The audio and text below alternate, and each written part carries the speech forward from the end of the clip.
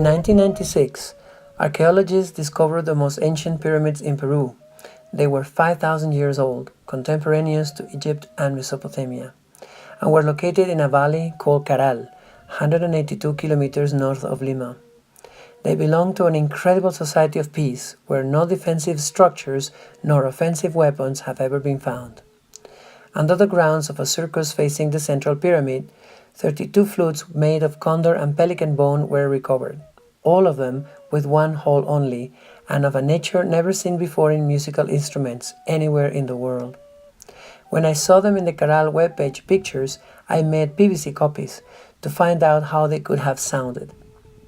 Caral flutes have a variety of designs, but all of them are made of bone and have one hole, more or less in the middle, with both ends opened.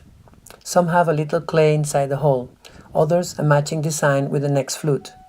It is obvious that they had a very important use, ceremonial or practical, the very reason why they were buried in the pyramid complex.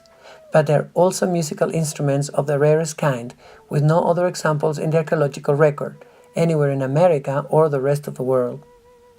My test copy had a hole in the middle, and it sounded beautifully when blown. Covering one end will provide a low note, and covering both ends still a lower note.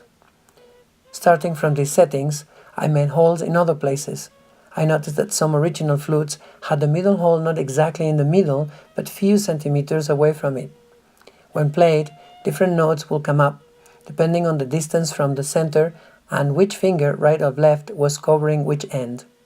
The original flutes seemed too narrow to block the ends by pushing the fingers inside, but I thought that ancient players might have been children, so I started to experiment with the index fingers along the two endings.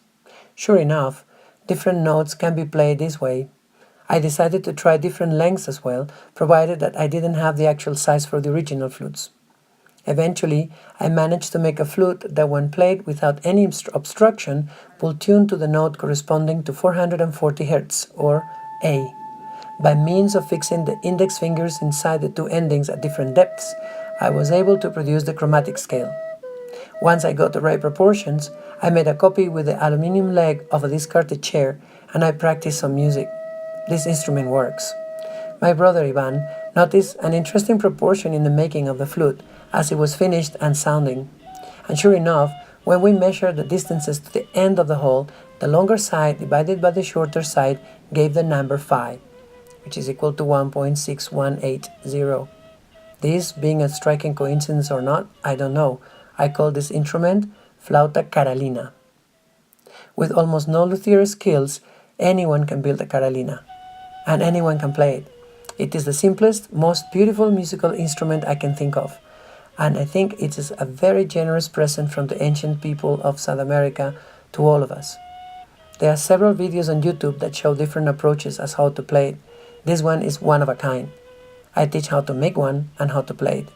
If the ancients played like I do, then it's making music again after 5,000 years of silence. If they didn't, then there is a new flute for the world to play, the Caralina.